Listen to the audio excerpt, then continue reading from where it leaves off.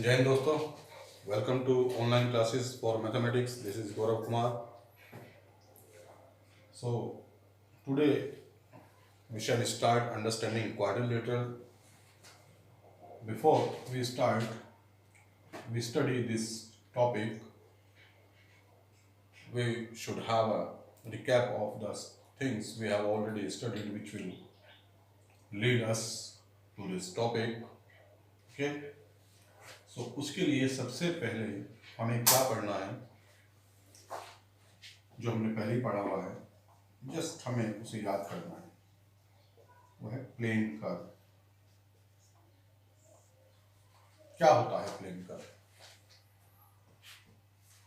हम एक बार अपने टिप को रख दें, जिसे मैं यहाँ पर बोर्ड पे रख रहा हूँ. आप अपने आंसर शीट में, कॉपी में रख सकते हैं, और without lifting it, whatever you draw, whatever that is called a curve, उसे हम कर्व बोलते हैं. ठीक है. अगर ये कर्व ऐसा हो कि न तो ये खुद को काटता हो, और इसका इनिशियल पॉइंट ये था,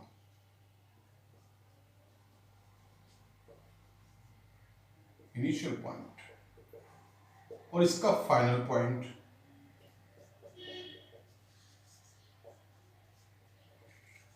डिफरेंट हो, डिस्टिंक्ट हो, तो ऐसे कर्व को हम सिंपल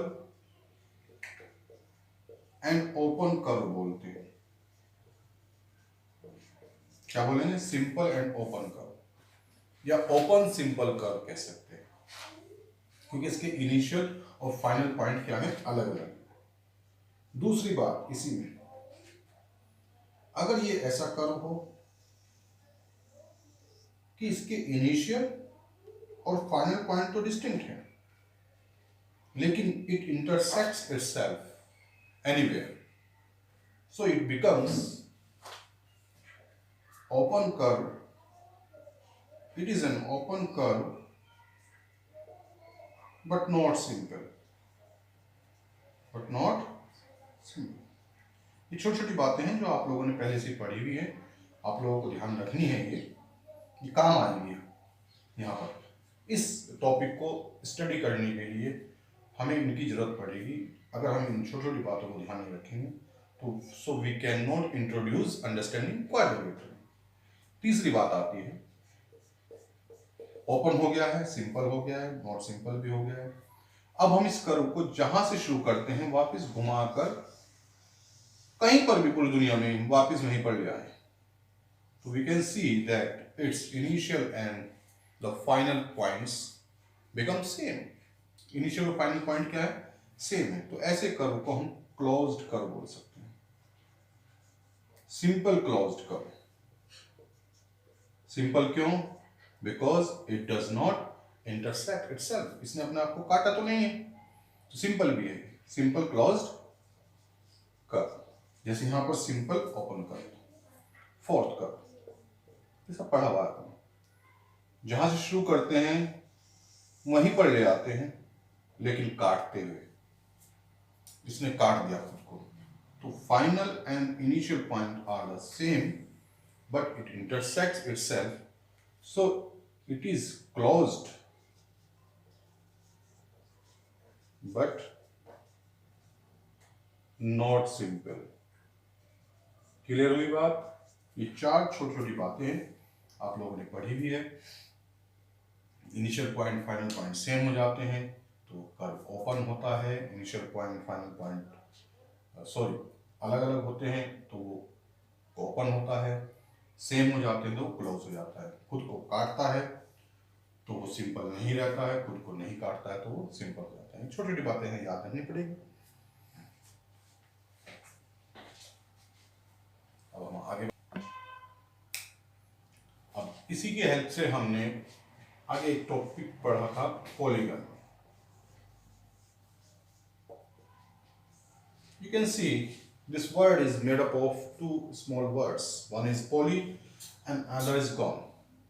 Poly का मतलब होता है many, और gun का मतलब होता है sides. ऐसा curve which has many sides उसे हम पॉलीगन बोलते हैं। अब इसमें बताता हूँ कि कैसे हम किसे पॉलीगन बोलेंगे। अब हमारे पास कितने केसेस हो सकते हैं।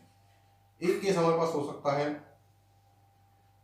मान लिया लाइन सेगमेंट्स भी हैं और एक साइड ऐसी बना दी हमने जो कि कर्व टाइप है, घुमावदार। ठीक है, एक फिगर हमने बनाई सिर्फ लाइन सेगमेंट से मिलकर बनी हुई है। एक तीसरी फिगर हमने बनाई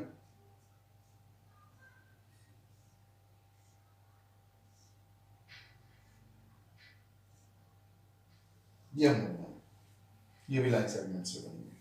ये लाइन सेगमेंट एंड कर्व से बनी हुई है, ये सिर्फ लाइन सेगमेंट से बनी हुई है, ये सिर्फ लाइन सेगमेंट से बनी हुई है। ये भी इसमें क्या फर्क है कि ये क्लोज कर्व है और सिंपल भी है, लेकिन it is not made up of line segments. ये क्लोज्ड कर्व है but not simple, while it is made up of line segments. ये सिंपल भी है because it does not intersect itself, close भी है and made up of line segments भी है।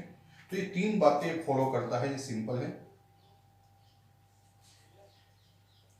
Closed है एंड मेड अप ऑफ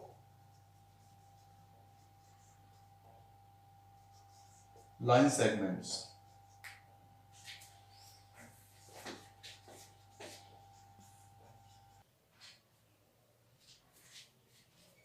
तो आप देख सकते हैं कि ये जो थर्ड वाला हमारा कर्व है ये तीन बातें फॉलो करता है, सिंपल, क्लोज भी है और made up of line segments भी है। जबकि ये सिंपल है, क्लोज्ड है but it is not made up of line segments. ये क्लोज्ड है, made up of line segments है बट नॉट सिंपल। लेकिन ये एकमात्र कर्व ऐसा है जो मैंने एग्जांपल लिया है, इसमें तीनों बातें हमारी आ जाती हैं। तो पॉलीगन हम कहते ही उसे हैं a simple closed curve made up of line segments only. The word only I wrote here, ये ध्यान रखना है, लाइन सेगमेंट से बनना होना चाहिए। जैसे ये है लाइन सेगमेंट से नहीं बना हुआ है तो इसलिए क्या है, सिंपल नहीं, पॉलीगन नहीं। तो आप यहाँ पर देख सकते हैं, तो ये भी पॉलीगन नहीं है, ये भी पॉलीगन नहीं है, बट ये हमारा पॉलीगन है। ठीक है, तो पॉलीगन की हमारी डेफिनेशन हो गई है। तो आगे हम पॉलीगन को और आगे बढ़ाते हैं इस डेफिनेशन, इस चीज को। तो बहुत सारे हमारे पास पॉलीगन है, बंद कर दिया।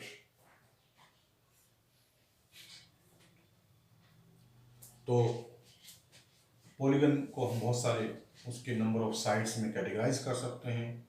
ऐसा polygon which has 3 sides is known as triangle, 4 sides is known as a quadrilateral, but you have to study here, 5 sides pentagon, 6 sides hexagon, ऐसे हम देखते हैं, हेप्टागन, ऑक्टागन, नोनागन, डेकागन। ठीक है, तो ऐसे ये 10 तक हम इनके नाम बना सकते हैं। आगे हम उन्हें नंबर ऑफ साइड्स के हिसाब से बुलाते हैं। ठीक है, तो ये सब तुम्हारी किताब में दिया हुआ, उनके नाम आराम से आप लोग देख सकते हैं। तो अब हमें इस पॉलीगन में एक नई बात और पढ़नी है, डायगोनल्स। ये बहुत अच्छा इंपॉर्टेंट कॉन्सेप्ट है, इसे थोड़ा ध्यान से देखना होगा। मैं 2-3 फिगर बनाता हूँ। एक मैंने क्वाड्रिलेटरल ले लिया है, एक मैंने पेंटागन ले लिया, सपोज ये इसका नामकरण संस्कार कर देते हैं। यह सबका नाम होता है, इसका नाम रख लिया हमने ABCD। इसका भी नामकरण संस्कार कर देते हैं, PQRST। हमेशा ध्यान रखें जब भी हम नामकरण संस्कार करते हैं, नाम लेते हैं, तो एक साइकिल में बनाए नाम को, ABCD। चाहे तो हम क्लॉकवाइज ले सकते हैं चाहे एंटी क्लॉकवाइज, उससे कोई फर्क नहीं पड़ता। लेकिन ऐसा नहीं लेना चाहिए हमें कि A यहाँ पे ले लिया, B यहाँ पे ले लिया, C यहाँ पे, D यहाँ पे। क्वेश्चन में भी हमें से आप लोगों ने देखा होगा, जब भी हमें देता है क्वाड्रिलेटरल है, ABCD देता है, तो हमें ए बी सी डी उसी ऑर्डर में बनाना चाहिए। ये हम पर डिपेंड करता है कि हम उसे क्लॉकवाइज लेते हैं या एंटी क्लॉकवाइज, उससे कोई क्वेश्चन गलत नहीं होता है, लेकिन उसका ऑर्डर ही चेंज कर देना, ये यहाँ पर बी यहाँ पर सी यहाँ पर डी यहाँ पर, उससे गलती हो जाती है, जैसे मैंने यहाँ पर लिया इससे कोई। तो अब ए 4 वर्टिसेस हैं यहाँ पर, ए बी सी डी, इसकी कोई भी 2 ऐसी वर्टेक्स जो नॉन कॉन्जिक्यूटिव है अगर हम मिला देते हैं, जैसे, और वैसे भी अगर आप ए से बी को मिलाने चलोगे तो ऑलरेडी इट इज ज्वाइन, ए से डी को मिलाने चलोगे तो वो पहले से ही मिली हुई है, सिर्फ तुम ए से सी को ही मिला सकते हो, तो जो नहीं मिली हुई है उन्हें मिला सकते हो, इसलिए मैं उसे कह रहा हूं नॉन कॉन्जिक्यूटिव। बी से अगर मिलाने चलेंगे सी को मिली हुई है, ए भी मिली हुई है, तो बी से डी नहीं मिली हुई है, बी से डी को मिला दी। तो इस तरह से when you join 2 non-consecutive vertices of a polygon, so the line segment so obtained is known as diagonal. उसे हम क्या बोलते हैं? डायगोनल बोलते हैं। कोई भी 2 non-consecutive vertices को मिलाने पर जो लाइन सेगमेंट आती है उसे हम डायगोनल बोलते हैं। जैसे यहाँ पर हम देखते हैं P से हम Q को मिली हुई है, T से मिली हुई है, तो P से हम R को ज्वाइन कर सकते हैं, S को कर सकते हैं, और सब मिले हैं। Q पे ये मिला हुआ है, ये मिला हुआ है, तो Q से S को मिला सकते हैं, T को मिला सकते हैं। सिमिलरली R से हम मिलाने चलते हैं तो S भी मिला हुआ है, Q भी मिला हुआ है, तो नॉन कॉन्जिक्यूटिव क्या बच गई? ये हमारी T बच गई।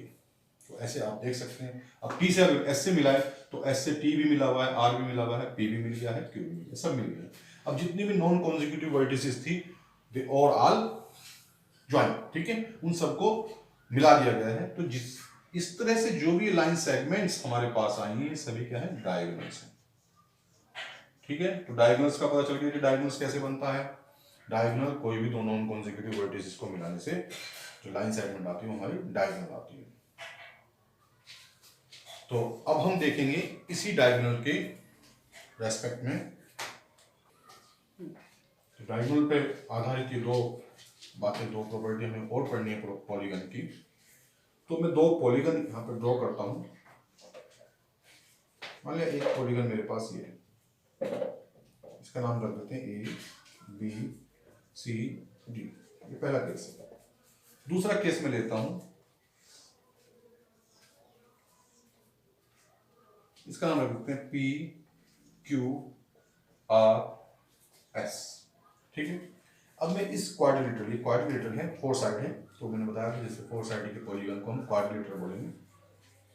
तो उसकी 2 नॉन कॉन्जिक्यूटिव साइड्स को अगर मिला देता हूँ तो AC बन जाता है, और दूसरी को मिला देता हूँ BD बन जाता है।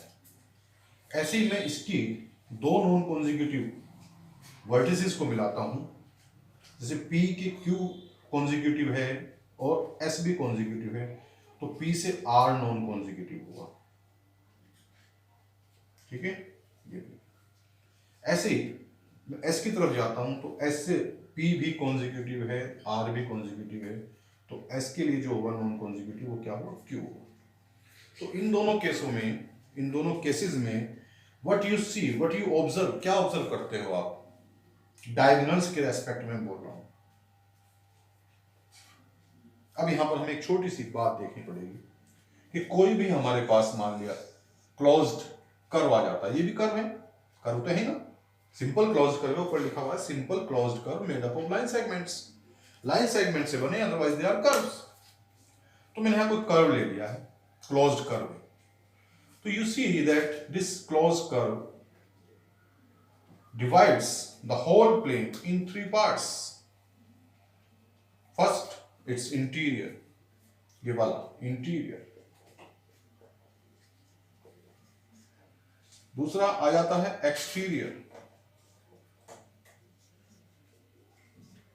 और एक ही curve itself. Every closed curve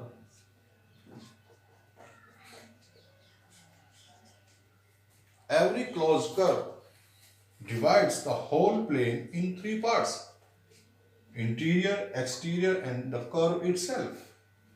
So यहाँ पर जो एक कर्व लिया है मैंने, जिसे मैं क्वाड्रिलेटरल बोल रहा हूँ, पॉलीगन बोल रहा हूँ, ABCD, और दूसरा लिया है PQRS, तो ये भी 3 पार्ट में डिवाइड करता है, इसका इंटीरियर पार्ट, इसका एक्सटीरियर पार्ट और ये खुद। इसका इंटीरियर पार्ट, इसका एक्सटीरियर पार्ट, और ये खुद। तो here you can C, you can observe the both the diagonals lie inside its interior, lie in its interior here. But in this case both the diagonals don't lie in its interior. One lies in its interior and the second and the another diagonal lies in its exterior. So इस तरह से लाई करने से अगर किसी भी polygon का कोई डायगोनल एक्सटीरियर में भी लाई कर जाता है तो उसे तो हम बोलते हैं क्या, कॉनकेव पॉलीगन। ध्यान से सुनना बच्चों, क्या बोलते हैं, concave polygon. I will also repeat. और अगर सभी डायगोनल्स उसके इंटीरियर में लाई करते हैं तो उसे हम बोलते हैं convex polygon. Got it? Got it? तो ये एक डिफरेंस हमें ध्यान रखना होगा। इसे हम देखकर ही बता सकते हैं या ड्रॉ कर हम आसानी से बता देंगे। अब दूसरा एक पॉइंट मैं आपको बताता हूं, उसे आप नोट कर सकते हैं, कहीं पर अपने दिमाग में नोट कर सकते हैं कि जब हम अगर इसके एंगल्स देखते हैं तो हम पता चल गया कॉन्वेक्स है और ये कॉनकेव है। अब इस क्वाड्रिलेटरल में अगर सभी इसके इंटीरियर एंगल्स आप देखते हैं तो ये सभी एंगल 180 से कम है, सारे के सारे। एक डिस्टिंक्शन देख रहे हैं हम कि एंगल के लेवल पर भी क्या डिस्टिंक्शन है दोनों में। इसमें देखते हैं ये 180 से कम है, इसमें देखते हैं ये 180 से कम है, ये भी 180 से कम है। लेकिन what about this? What about this? Is it less than 180? No. Just seeing you can observe that it is more than 180 degree. So ये एंगल जो होगा ये कैसा होगा? रिफ्लेक्स एंगल होगा। कैसा एंगल है? Reflex angle. तो कॉनकेव पॉलीगन की एक पहचान और है, without drawing diagonals, if there is an angle which is a reflex angle, so just seeing you can say that it is a concave polygon. तो आप आसानी से देखकर बता सकते हैं। अब मैं 2-3 एग्जाम्पल आपको दूंगा यहाँ पर, तो आप मुझे देखकर बताएंगे। यहाँ पर मैं ड्रॉ कर देता हूं।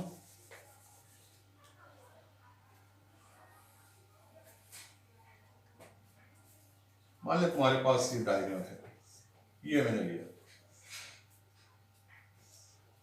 ये एक पॉलीगन है और एक पॉलीगन हमारे पास ये आ जाता है।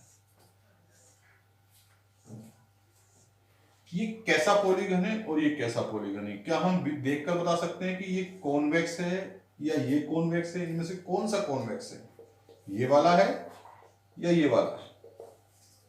को देखकर बता सकता है ये वाला कॉन्वेक्स है क्योंकि इसके सभी एंगल कैसे हैं? लेस देन 180 है, देखने से पता चल रहा है।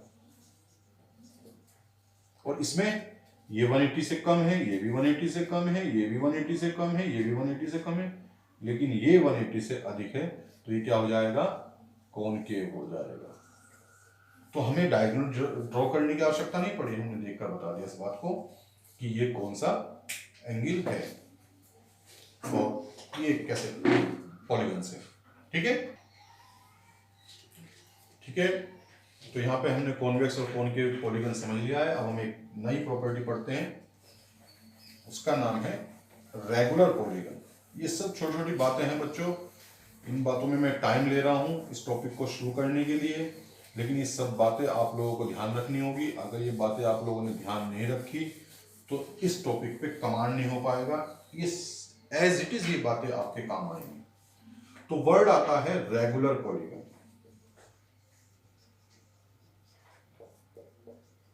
बहुत आहिस्ता आहिस्ता मैं पढ़ा रहा हूं, भाग नहीं रहा हूं, आराम से, ताकि एक एक चीज को क्लियर किया जा सके।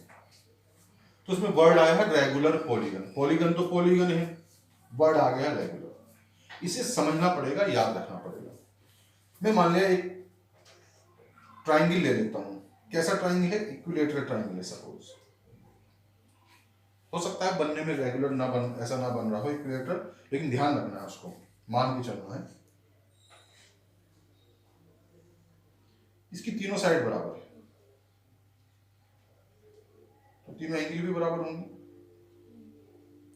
ये ट्राइंगल ले लिया, ए बी सी इसका नाम है। दूसरी फिगर मैंने ली, एक क्वाड्रिलेटरल ले लेते हैं। 4 साइड का है क्वाड्रिलेटरल, चारों साइड बराबर है। और चारों एंगल भी बराबर है। तो ऐसी figure in which all sides and all angles are equal, ऐसी फिगर जिसमें सभी साइड बराबर हो, जैसे मैंने ए बी लिया, A B is equal to B C is equal to A C and angle A is equal to angle B is equal to angle C. यहां पर भी अगर हम इसे ले लें पी क्यू आर एस, तो side P Q is equal to Q R is equal to R S is equal to S P, और angle P is equal to angle Q is equal to angle R is equal to angle S.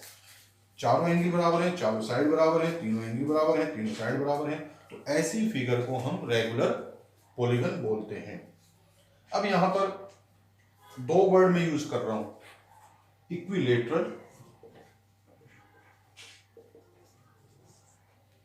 And इक्विएंगुलर। Equi का मतलब है equal, ठीक है। Lateral का मतलब होता है साइड्स, एंगल का मतलब एंगल है, ठीक है। मतलब ऐसा पॉलीगन जिसमें साइड्स भी सब बराबर हों और एंगल भी सब बराबर हों, तो ही हम रेगुलर पॉलीगन कहेंगे। जैसे ये रेगुलर है, ये भी रेगुलर है, ये मैंने रेगुलर लिया है, लेकिन कई बार बच्चे एक रोम्बस ले लेते हैं और यहां पर कंफ्यूजन होता है हमको। जैसे रोम्बस हम लेते हैं, रोम्बस में चारों साइड बराबर होती हैं, साइड्स आर इक्वल। मान लिया लेते हैं रिस्क आर आई एस के, तो चारों साइड आपस में बराबर है, लेकिन चारों एंगल आपस में बराबर नहीं है। देख सकते हैं आप, ये एंगल इसके बराबर नहीं है, ये अलग एंगल है, ये वाला एंगल इसके बराबर है R is equal to S, के वाला एंगल इसके बराबर है आई के, ये हमने 7th क्लास में पढ़ा हुआ है। क्योंकि रोम्बस है, पैरेललोग्राम है, तो अपोजिट एंगल्स जो होंगे उसके इक्वल होंगे, लेकिन चारों एंगल आपस में बराबर नहीं है। तो एक कंडीशन तो ये सेटिस्फाई करता है, इक्विलेटरल तो है बट इट इज नॉट इक्विएंगुलर, तो ये क्या नहीं होगा, रेगुलर नहीं है। तो ये थोड़ा सा ध्यान रखना है, नॉट रेगुलर। ये दो वर्ड अगर हम ध्यान रखेंगे तो हमें आसानी से पता चल जाएगा, ठीक है। तो हम आगे बढ़ते हैं। तो अब हम देखते हैं angle sum property of polygon. इसकी नेक्स्ट और एक्सरसाइज को शुरू करने के लिए लास्ट प्रॉपर्टी हमें पढ़नी है, इसके बाद we can start exercise. So angle sum property, अब तक हमने किसकी एंगल सम प्रॉपर्टी पढ़ी हुई है? कोई एंगल सम प्रॉपर्टी जानते हैं हम किसी की? किसकी जानते हैं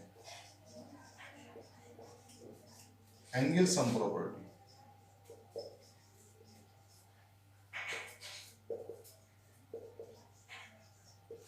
आज मैं आप लोगों को एक ऐसा नियम बताऊंगा कि जो कंपटीशन में, ये angle sum property competitive examination के लिए भी बहुत इंपॉर्टेंट है। तो जो भी हम यहाँ पढ़ते हैं 8, 9, 10 तक मैथ्स, वो कॉम्पिटिटिव एग्जामिनेशन के लिए भी बहुत इंपॉर्टेंट होता है, इसलिए बड़े ध्यान से पढ़ना होता है। तो एंगल सम प्रॉपर्टी, हमने ट्राइंगल की तो हमने बड़े आराम से हमें जानते हैं, ट्राइंगल की तो हमने सीखी भी है। जैसे कोई ट्राइंगल है ABC, हमने प्रूव भी किया हुआ है, तो इसमें मैं यहाँ पर इसमें टाइम नहीं लूंगा। ABC है, इसका एंगल सम कितना होता है?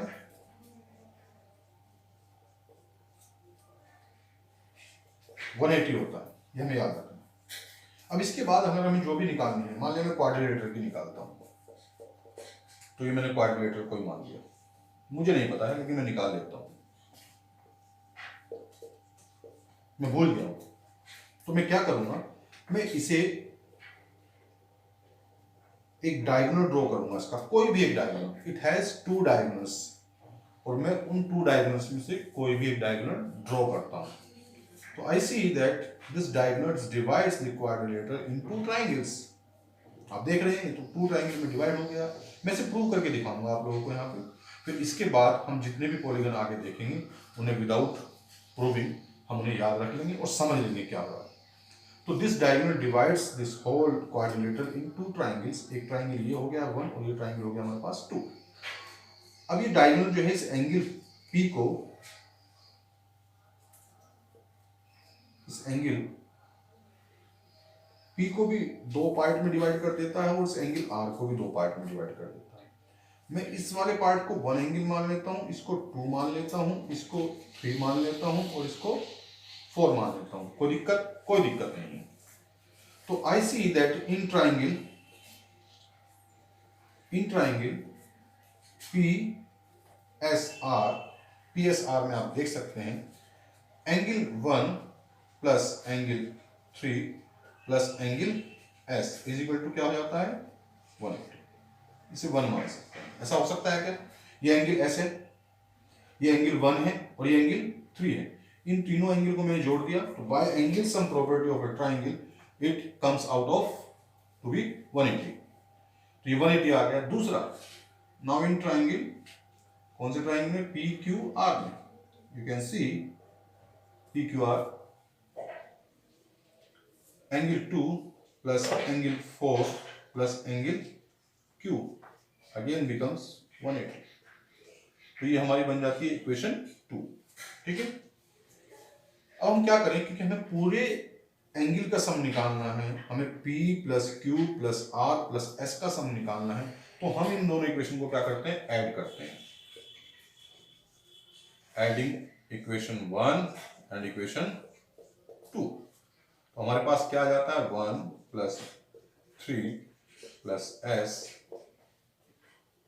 And plus 2 plus 4 and plus Q, और इधर बन जाता है 180 plus 180। Is it so? Yes, it is so. तो 1 प्लस 2 को अगर हम कंबाइन करते हैं तो 1 प्लस एंगल 2 और यहां पर एंगल 3 प्लस एंगल 4 को कंबाइन कर लेते हैं और यहां ये हमारा बच जाता है एंगल एस और एंगल क्यू, और यहां पर बन जाता है 360। यू कैन सी। तो 1 प्लस 2 यहां पर क्या बन जाता है? 1 प्लस 2 बन जाएगा एंगल P। ऐसे 3 प्लस 4 क्या बन जाएगा? एंगल R, और ये एंगल S है हमारे पास और ये एंगल Q ही है हमारे पास, और ये आ जाता है हमारा 360। Angle P plus angle Q plus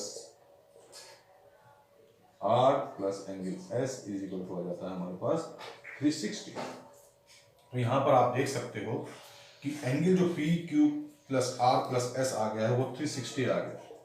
तो इस 360 को मैं लिख सकता हूं 2 इंटू 180। क्यों लिखा मैंने इसको? क्योंकि एक डायगोनल ने इसे दो ट्राइंगल में डिवाइड कर दिया था। तो एक ट्राइंगल का हमारा जो एंगल सम होता है वो 180 होता है। तो यहाँ पर दो ट्राइंगल का सम निकालने के लिए हमें उससे 2 से मल्टीप्लाई करनी पड़ी, जो हमारा क्या बन गया है? 360 बन गया। ठीक है, इसी आइडिया को आगे बढ़ाते हुए हम पेंटागन का निकाल के देखते हैं। तो यहां पर मैं देखता हूं, तो पेंटागन का जब हम निकालेंगे, 2 ट्राइंगल में डिवाइड हुआ अगर कोई पॉलीगन, तो 2 into 180, where 180 is the sum of angles of a triangle. तो अगर मैं पेंटागन देखता हूं यहां पर, ये मैंने पेंटागन लिया, तो पेंटागन का भी नामकरण कर संस्कार कर देते हैं। A B C D E हमारा बन गया है। तो जब मैं इसके डायगोनल ड्रॉ करता हूं, ऐसे इंटरसेक्ट ना करें डायगोनल आपस में, ये कंडीशन है कि डायगोनल आपस में क्या नहीं करनी चाहिए? इंटरसेक्ट नहीं करनी चाहिए। ये मैंने ऐसे नहीं करना कोई डायगोनल। जब भी डायगोनल ड्रॉ करो तो वो डायगोनल लेने हैं जो इंटरसेक्ट आपस में ना करें। अब ये दो डायगोनल मैंने ड्रॉ की, AC और EC। इस तरह से इन दो डायगोनल ने इस पूरी फिगर को 3 पार्ट में डिवाइड कर दिया है।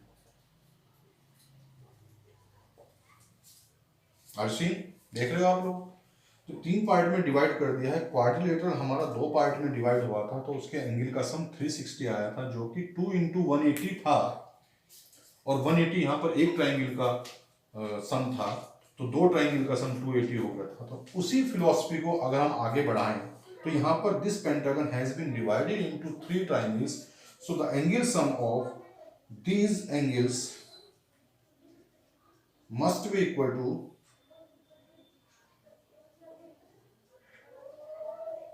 with the same philosophy 3 into 180।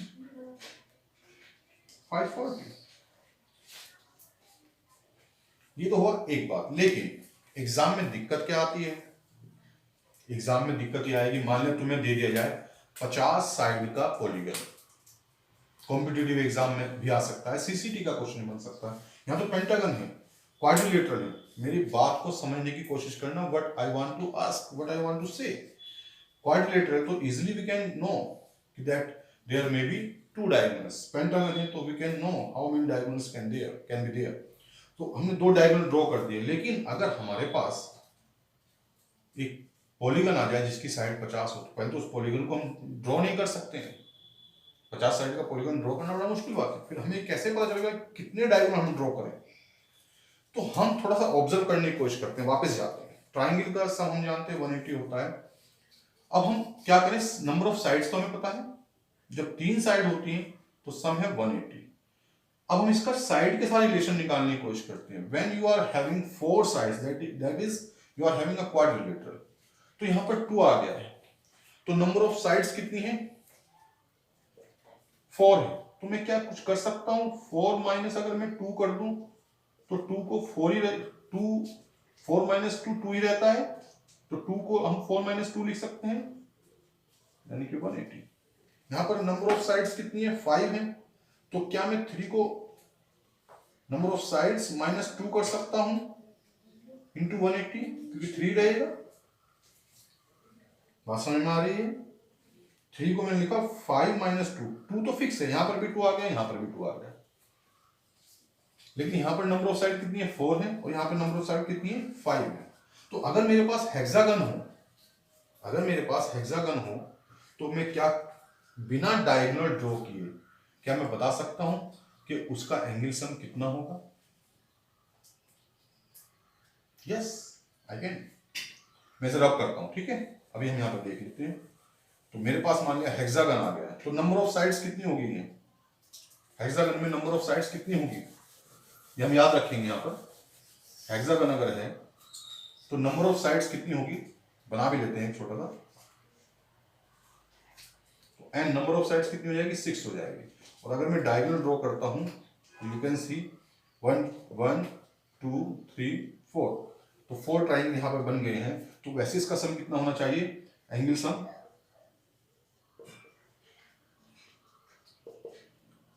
4 into 180 होना चाहिए। तो इसे मैं नंबर ऑफ साइड्स में अगर कन्वर्ट करूं तो 6 माइनस 2 लिख सकता हूं मैं इसको इंटू 180। क्योंकि मेरी प्रॉब्लम यह है कि यहां पर तो हेक्सागन में ड्रॉ कर सकता हूं, 50 साइड का मैं एग्जाम में ड्रॉ नहीं कर पाऊंगा। तो कोई ऐसा संबंध आ जाए कि जो नंबर ऑफ साइड्स से हो। देखते हैं यहाँ पर 2 यहाँ पर भी है, यहाँ पर भी था, यहाँ पर भी था। और यहाँ पर जो एक चीज वेरी कर रही है वो नंबर ऑफ साइड्स वेरी कर रही है। तो 5 आ गया, 6 साइड है तो 6 आ गया। तो इसका जो हो जाता है वो 720 हो जाता है। तो अगर किसी पॉलीगन की नंबर ऑफ साइड्स जो हैं वो 102 है सपोज, तो उसका एंगल सम जो हो जाएगा इस रिलेशन से कितना हो जाना चाहिए, जरा फॉलो करो इस नियम को। तो वो हो जाना चाहिए number of sides minus 2 into 180। क्योंकि आप देख रहे हैं 180 180 है, सब जगह 180 है, यहां पर भी 180 है, 2 हर जगह 2 ही है। तो यहां पर मैंने 2 फिक्स करा, 180 एज इट इज रखा।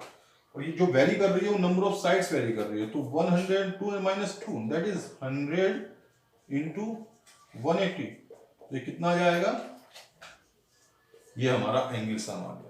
क्योंकि नंबर ऑफ साइड्स अगर 102 हो तो ये ड्रॉ करना इतना आसान काम नहीं है। तो इस फॉर्मूले की हेल्प से we can find the angle sum of any polygon. Now I generalize it. अगर तुम्हारे पास क्या हो, नंबर ऑफ साइड्स n हो, नंबर ऑफ साइड्स कितनी है? n है, तो एंगल सम जो आ जाएगा वो आ जाएगा n माइनस 2 इंटू 180। इसे याद रखना है, ये बहुत इंपॉर्टेंट फॉर्मूला है और कॉम्पिटिटिव एग्जाम में भी बहुत पूछा जाता है, बहुत काम आने वाली चीज है। तो यहाँ पर हम अपने इस टॉपिक को खत्म कर सकते हैं। इन सब बातों की हेल्प से आप एक्सरसाइज को बड़े आसानी से कर सकते हैं। ठीक है, okay, thank you, children, bye.